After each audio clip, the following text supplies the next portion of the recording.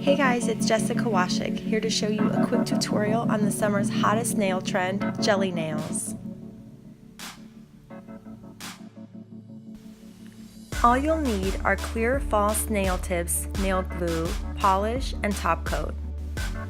Apply the clear tips to your nails using the nail glue. Once applied, cut and file to the length of your choice. Transfer a good amount of top coat onto some tinfoil and add a drop or two of color. Mix them together to get a jelly-like consistency and color. I like to test mine out to make sure that the consistency is right, adding more clear for jelly or more color for saturation.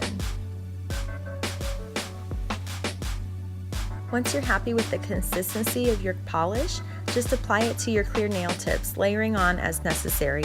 I used about 3 coats on the pink and 2 on the yellow and blue. Finally, seal it all in with a top coat to make it extra glossy, and there you have it.